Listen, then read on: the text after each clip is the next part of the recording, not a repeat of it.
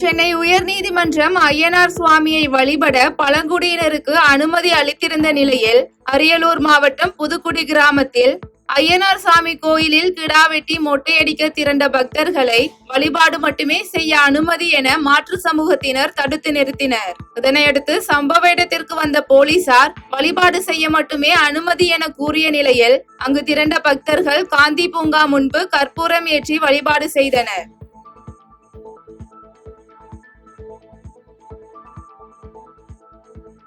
சிவகங்கை மாவட்டம் தேவக்கோட்டை கருதாவூரணி பகுதியில் வாகன சோதனையில் ஈடுபட்டிருந்த போலீசார் கஞ்சா வைத்திருந்த யுவராஜ் மற்றும் முகமது ஆஷிக் ஆகியோரை கைது செய்தனர். தொடர்ந்து கைது செய்யப்பட்டவர்கள் தேவக்கோட்டை டவுன் காவல் நிலையத்தில் விசாரணைக்காக வைக்கப்பட்டுள்ளனர்.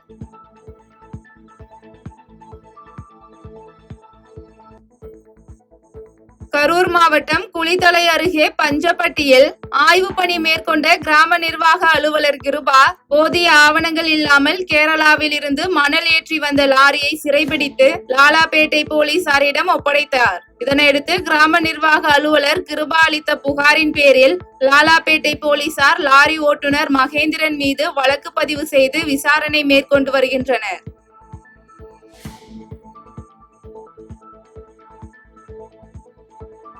விழுப்புரம் மாவட்டம் செவலபுரை கிராமத்தில் மின்கம்பிகள் உரசி ஏற்பட்ட தீ விபத்தில் விவசாய நிலத்தில் இருந்த கூரை கொட்டாய் மற்றும் மின் மோட்டார் தீயில் எரிந்து சேதமடைந்த சம்பவம் அப்பகுதியில் பரபரப்பை ஏற்படுத்தியுள்ளது.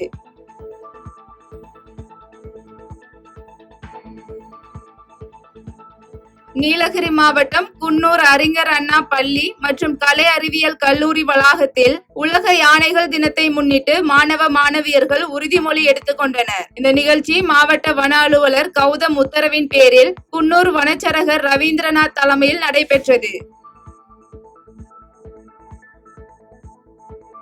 தேனி மாவட்டம் சின்னமனூர் அருகே கள்ளர் நலசங்கம் சார்பில் கள்ளர் பள்ளி மற்றும் விடுதிகளில் சமூக நீதி விடுதி என்ற பெயர் மாற்றத்தை கண்டித்து ஆர்ப்பாட்டம் நடைபெற்றது. இந்த ஆர்ப்பாட்டத்தில் நலசங்கம் நிர்வாகிகள், உறுப்பினர்கள் மற்றும் மகளிர் அணியில் இருந்து ஏராளமானோர் கலந்து கொண்டு தமிழக அரசுக்கு எதிராக கோஷங்கள் எழுப்பினர்.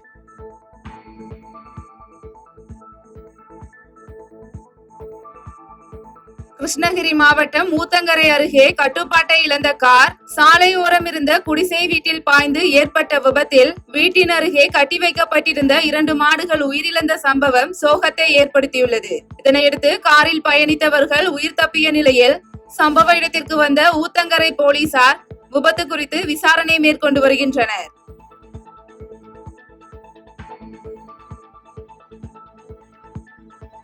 விழுப்புரம் மாவட்டம் மேல்மலையனூரில் புகழ்பெற்ற ஸ்ரீ அங்காளம்மன் பரமேஸ்வரி கோயிலில் ஆடி மாத பௌர்ணமியை முன்னிட்டு திருவிளக்கு பூஜை நடைபெற்றது.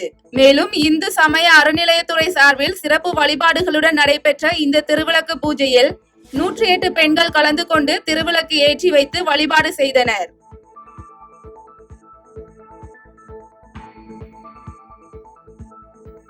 புதுக்கோட்டை மாவட்டம் திருவப்பூர் முத்துமாரியம்மன் கோயில் வளாகத்தில் வரலட்சுமி நோன்பு குழுவினர் சார்பில் திருவிளக்கு பூஜை நடைபெற்றது. மேலும் வரலட்சுமி நோன்பினை முன்னிட்டு நடைபெற்ற இந்த திருவிளக்கு பூஜையில் விவசாயம் செழித்தல், கால்நடை அபிவிருத்தி வேண்டி ஏராளமான பெண்கள் கலந்து கொண்டனர்.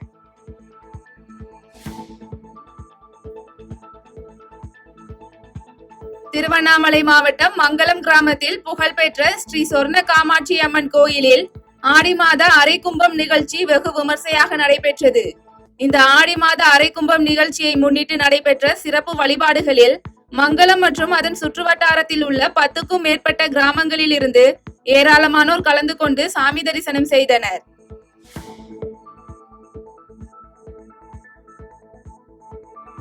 பாதகம் செய்பவரை கண்டால் நாம் பயம் கொள்ளலாகாது பாப்பா.